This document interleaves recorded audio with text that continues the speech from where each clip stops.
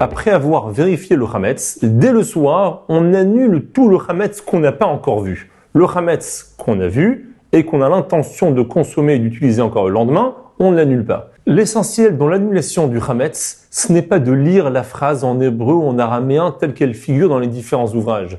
Le plus important, c'est d'être capable de comprendre ce qu'on le récite.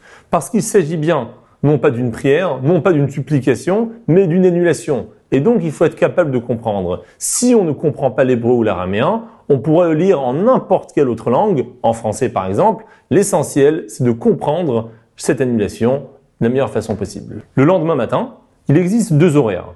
Il y a un horaire à partir duquel on n'a plus le droit de consommer du Hametz, et il y a un deuxième horaire un peu plus tardif à partir duquel on n'a plus le droit de posséder du Hametz.